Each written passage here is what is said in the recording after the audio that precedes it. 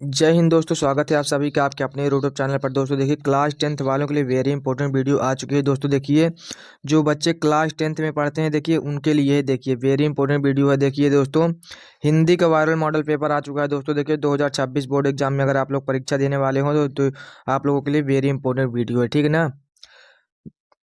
801 HC code का हमारा viral paper है, ठीक है ना। 801 HC कोड का हमारा पेपर है। देखिए, पूर्णांक हमारा 70 का रहता है। देखिए, पूर्णांक हमारा 70 का रहता है। यहाँ पर देखिए, आप लोग अनुक्रमांक नंबर आप लोगों को लिखना होगा और यहाँ पर आप लोगों को नाम लिखना होता है, ठीक है।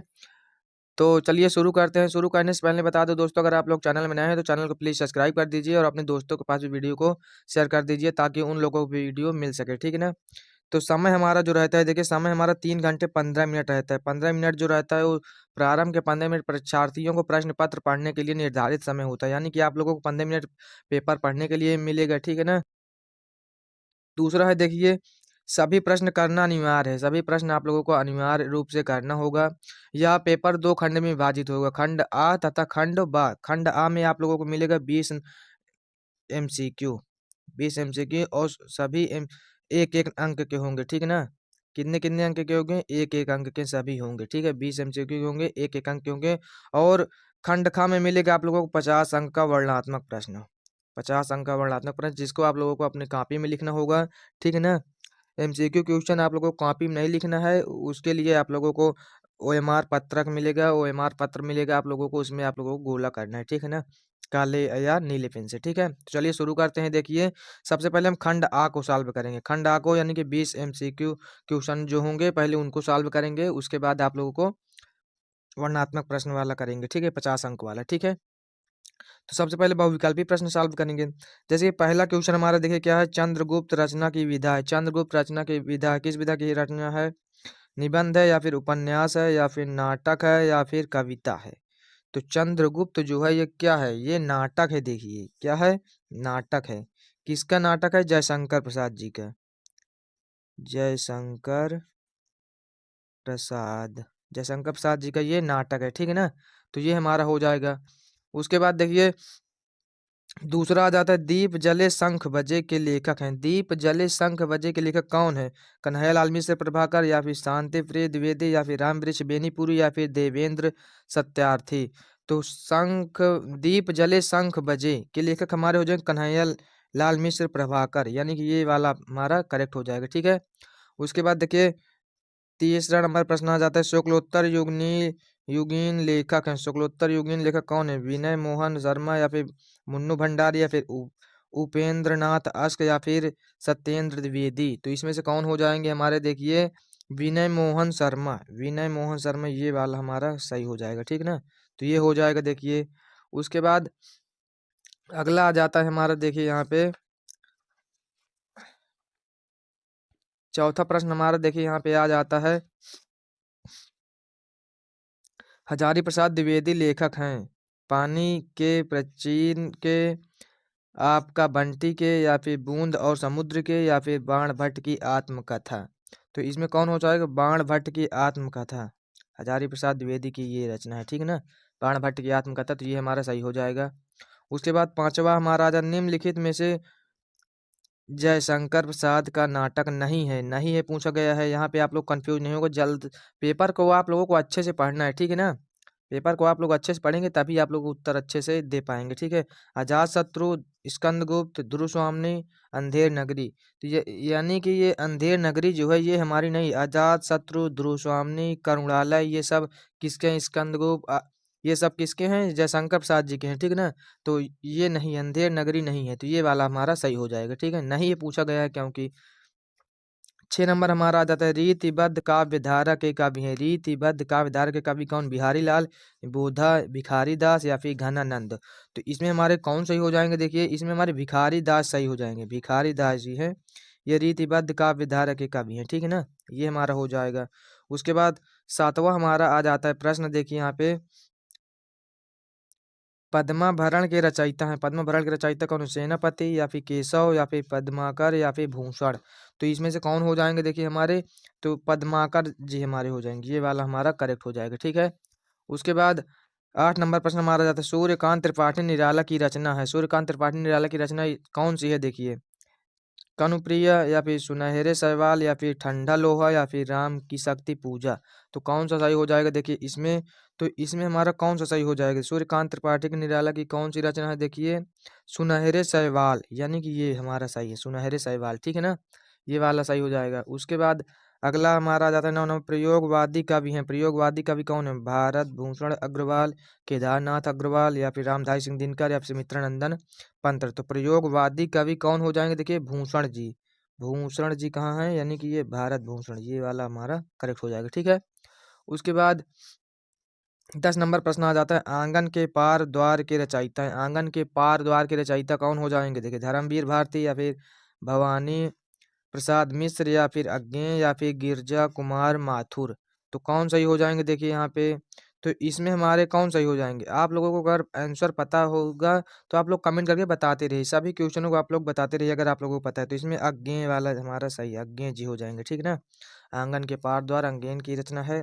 11 नंबर आ जाता है, करुण रस का स्थायी भाव, क्रोध शोक या फिर हास या फिर भय। तो करुण रस का स्थायी भाव हमारा क्या होता है, शोक होता है, ठीक ना, करुण रस का स्थायी भाव शोक हमारा होता है। देखिए उसके बाद 12 नंबर हमारा आ जाता है, चरण कमल बंधव हरिराई में प्रयुक्त अलंकार, उपमा अलंकार, उत्प्रेक्षा या फिर रूपक या फिर यमक। तो इसमें रूपक अलंकार है, ठीक है, रूपक अलंकार है, तो ये सही हो जाएगा। उसके बाद देखिए अगला आ जाता है हमारा, देखिए यहाँ पे अगला प्रश्न आ जाता है 13 नंबर, रोला छंद के प्रत्येक चरण में कितनी मात्राएं होती हैं, रोला छंद के प्रत्येक चरण में कितनी मात्राएं होती हैं, 24 मात्राएं या फिर 16 या फिर 13 या फिर 11। तो कितनी मात्राएं होती हैं देखिए यहाँ पे, तो इसमें होती हैं 24 मात्राएं, 24 मात्राएं होती हैं ना, 24 मात्राएं होती हैं यहाँ पे, ये सही हो जाएगा। उसके बाद 14 नंबर प्रश्न आ जाता है, अभ्यागत शब्द में उपसर्ग है, अनु या फिर अपि या फिर औ या फिर अभि। तो अभ्यागत में अभि हमारा उपसर्ग है, ठीक है ना, ये हमारा हो जाएगा। उसके बाद 15 नंबर आ जाता है, नील कमल में समास है, द्वंद्व समास, द्विगु समास या फिर कर्मधारय या फिर बहुव्रीहि। तो इसमें हमारा कर्मधारय है, कर्मधारय नील कमल में, ठीक है ना, ये सही हो जाएगा। उसके बाद अगला हमारा आ जाता है 16 नंबर, देखिए प्रश्न, योगी शब्द का तद्भव शब्द होगा, योगी या फिर युगी या फिर जोगी या फिर इनमें से कोई नहीं। तो कौन सा हमारा हो जाएगा देखिए, जोगी होगा, यानी ये वाला जोगी, जोगी नहीं, ठीक ना, ये सही हो जाएगा, जोगी, जोगी, ठीक है ना, इसमें लिखा है जोगी, जोगी ये नहीं है, ये गलत है, ठीक ना, ये वाला सही है, ठीक है। उसके बाद 17 नंबर हमारा आ जाता है, देखिए सुमत शब्द की सप्तमी विभक्ति एक वचन रूप होगा, क्या होगा, तौ त्वाम त्वयि या फिर तुभ्याम। तो कौन हो जाएगा देखिए इसमें, तो इसमें हमारा हो जाएगा तुभ्याम, ये वाला हमारा करेक्ट है, ठीक है, ये सही हो जाएगा देखिए यहाँ पे। उसके बाद 18 नंबर प्रश्न हमारा आ जाता है, देखिए यहाँ पे 18 नंबर है, रचना के आधार पर वाक्य के कितने भेद होते हैं, 8 भेद, 3 भेद या फिर 4 या फिर इनमें से कोई नहीं। तो रचना के आधार पर वाक्य के 3 भेद होते हैं, कितने भेद होते हैं, 3 भेद, 3 भेद होते हैं, ठीक है ना, अंकों में लिखा रहेगा तो भी सही है, ठीक है ना।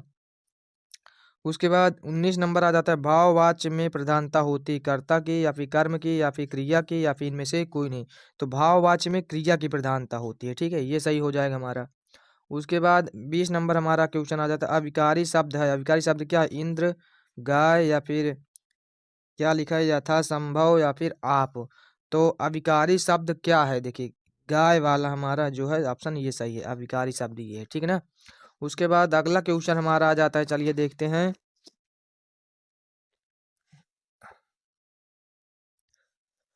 21 नंबर प्रश्न हमारा आ जाता है, देखिए वर्णात्मक प्रश्न, यानी कि खंड बार, ठीक है ना, खंड बार वर्णात्मक प्रश्न आ जाते हैं, देखिए इसको आप लोगों को सॉल्व करना है, ठीक है ना।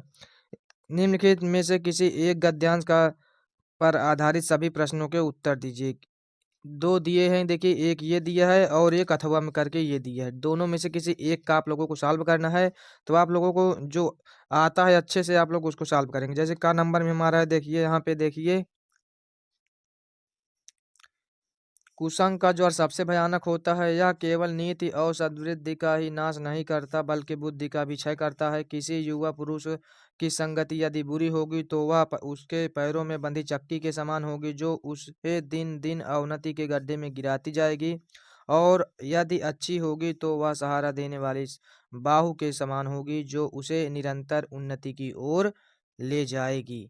ये पैराग्राफ आप लोगों को पढ़ना है और इसको पहचानना है ये किस पाठ से लिया गया है। तो मैं संदर्भ लिखने के लिए आप लोगों को 2 अंक मिलेगा, ठीक ना?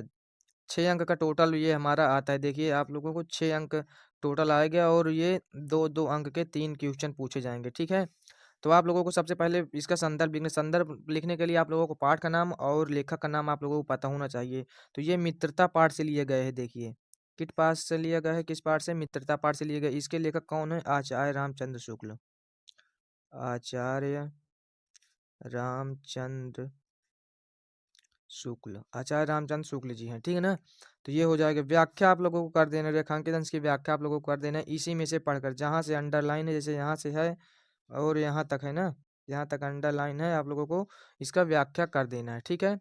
उसके बाद देखिए सुदृढ़ बाहु का क्या तात्पर्य है? सुदृढ़ बाहु का तात्पर्य यह है कि जैसे कि मजबूत सहारा देने वाला, मजबूत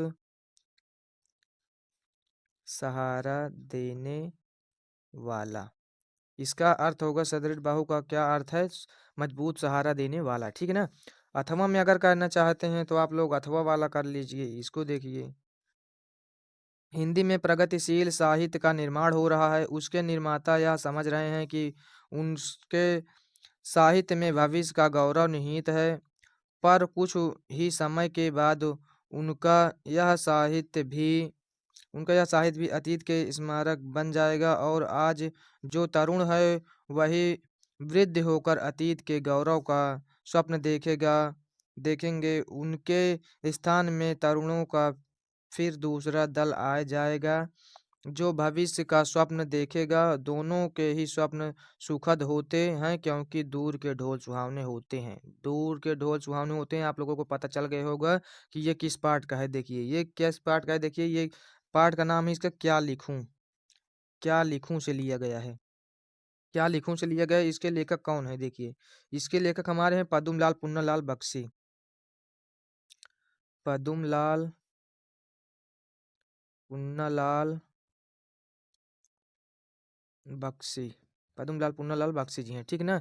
तो ये हमारे इसके लेखक हो जाएंगे। उसके बाद रेखांकित अंश की व्याख्या कर देना है आप लोगों को। एक क्वेश्चन दिया रहता है, आप लोगों को इसको कर देना है। देखिए क्वेश्चन क्या, प्रस्तुत गद्यांश में प्रगतिशीलता से क्या तात्पर्य? प्रगतिशीलता से क्या तात्पर्य? देखिए इससे हमारा आंसर इसका हमारा क्या हो जाएगा? देखिए साहित्य से है। किससे है? साहित्य से है, जिससे भविष्य का गौरव निहित हो रहा है, जिससे भविष्य का गौरव निहित हो रहा है। देखिए साहित्य से, ठीक ना? तो ये हो जाएगा 2 अंक आप लोगों को यहाँ पे मिल जाएगा, ठीक है? उसके बाद देखिए अगला प्रश्न हमारा आ जाता है। देखिए यहाँ पे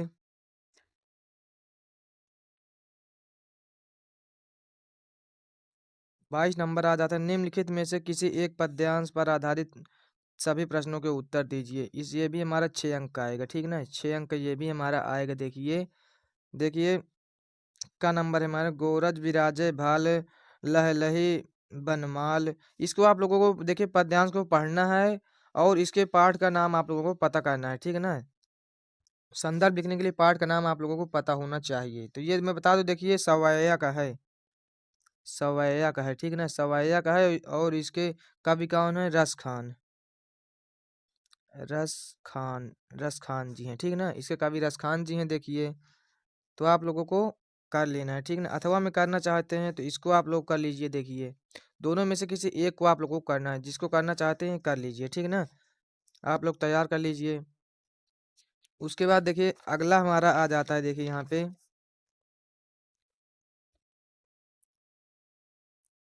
23 नंबर प्रश्न हमारा, नीचे दिए गए संस्कृत गद्यांशों में से किसी एक का संदर्भ सहित हिंदी में अनुवाद करिए। ये 5 अंक का आएगा हमारा, ठीक है ना? 5 अंक का आएगा। देखिए और हिंदी में अनुवाद भी आप लोगों को करना है। तो ये देखिए आप लोगों को पढ़ना है पैराग्राफ को और ये इसको पहचाना है। ये किस पाठ से लिया गया है? देखिए ये वाराणसी से लिया गया है, वाराणसी से लिया गया है, ठीक ना? पाठ का नाम वाराणसी है और संदर्भ आप लोगों को बनाकर लिख देना है। देखिए और अनुवाद आप लोगों को कर देना है, ठीक ना? अथवा में करना चाहते हैं तो अथवा में ये वाला कर लीजिए। देखिए उसके बाद 24 नंबर प्रश्न हमारा, नीचे दिए गए संस्कृत श्लोकों में से किसी एक का संदर्भ सहित हिंदी में अनुवाद करिए। ये भी हमारा 5 अंक का आता है, ठीक ना? दोनों में से किसी एक को करना है, आप लोग तैयार कर लीजिए। देखिए ठीक ना, किसी एक का आप लोगों को करना है। 25 नंबर हमारा क्वेश्चन आ जाता है, अपने पठित खंड काव्य के आधार पर निम्नलिखित प्रश्नों में से किसी एक प्रश्न का उत्तर दीजिए। ये 3 अंक का हमारा आता है। कितने अंक का? 3 अंक का ये आता है और इसको आप लोगों के अपने क्लास टीचर से पूछ लेना है। क्लास टीचर हिंदी वाले यानी सर से, ठीक ना? हिंदी वाले सर से पूछ लेना आपके जिले से कौन-सा लगता है, उसी हिसाब से आप लोगों को कर देना है, ठीक ना? उसके बाद देखिए यहाँ पे 26 नंबर क्वेश्चन हमारा आ जाता है। देखिए यहाँ पे दिए गए लेखों में से किसी एक लेखक का जीवन परिचय देते हुए उनके प्रमुख रचनाओं का वर्णन करना है। ये 5 अंक का आता है हमारा, ठीक है ना? 5 अंक का आएगा। देखिए पहला है पद्मलाल पुन्नालाल बख्शी, जयशंकर प्रसाद, आचार्य रामचंद्र शुक्ल, रामधारी सिंह दिनकर। इनका आप लोगों को वीडियो प्लेलिस्ट में मिल जाएगा, आप लोग वहां जाकर देख लीजिए, ठीक है ना? पूरा का पूरा जीवन परिचय आप लोगों को एकदम आसान भाषा में बता दिया गया है। आप लोग वहां जाकर देख लीजिए वीडियो को, ठीक है? उसके बाद देखिए ख नंबर में आ जाता है निम्नलिखित कवियों में से किसी एक कवि का जीवन परिचय देते हुए उनके प्रमुख रचनाओं का उल्लेख कीजिए। ये भी हमारा 5 अंक का आएगा, ठीक ना? एक लेखक का आएगा और एक कवि का आएगा। जैसे कि तुलसीदास, मैथिली शरण गुप्त, सुमित्रानंदन पंत, अशोक वाजपेयी। जिनका भी आप लोग वीडियो तैयार करना चाहते हैं, यानी कि जिनका जीवन परिचय तैयार करना चाहते हैं, आप लोग तैयार कर लीजिए, ठीक है? प्लेलिस्ट में आप लोग वीडियो देख लीजिए, ठीक है? उसके बाद अगला हमारा आ जाता है। देखिए यहाँ पे अगला प्रश्न हमारा आ जाता है। देखिए 27 नंबर प्रश्न हमारा है। देखिए अपनी पाठ्य पुस्तक में से तटस्थ कोई एक श्लोक लिखे जो इस प्रश्न पत्र में ना आया हो। इस 2 अंक का आएगा आप लोगों को, ठीक है? एक श्लोक आप लोगों को तैयार कर लेना है, 2 अंक का आप लोगों को श्लोक लिख देना है। उसके बाद 28 नंबर क्वेश्चन हमारा आ जाता है। अपने मोहल्ले की नालियों की समुचित सफाई के लिए नगर निगम के स्वास्थ्य अधिकारी को पत्र लिखिए। ये 4 अंक का आएगा, ठीक है ना? आप लोगों को लिख देना है पत्र, 4 अंक आप लोगों को यहाँ से मिल जाएगा, ठीक है? उसके बाद 29 नंबर आ जाता है। निम्नलिखित में से किन्हीं 2 प्रश्नों के उत्तर संस्कृत में देना है। किसी को तैयार कर लेना है। 1-1 अंक के आते हैं, 2 आएँगे, आप लोगों को तैयार कर लेना है, ठीक है ना? 2 आप लोगों को तैयार कर लेना है। देखिए उसके बाद 30 नंबर हमारा क्वेश्चन आ जाता है। निम्नलिखित में से किसी एक विषय पर निबंध लिखिए। 7 अंक का आता है। देखिए सबसे बड़ा अंक होता है 7 अंक, इसमें आता है आतंकवाद कारण एवं निवारण, देश प्रेम, विज्ञान वरदान या अभिशाप, विद्यार्थी जीवन में खेल का महत्व। तो आप लोगों को निबंध कैसे लिखना है, निबंध लिखने का ट्रिक आप लोगों को बता दिया गया है। प्लेलिस्ट में वीडियो है, आप लोग वहां जाकर देख सकते हैं। तो जय हिंद, मिलते हैं फिर किसी नेक्स्ट वीडियो में। जय हिंद, जय भारत।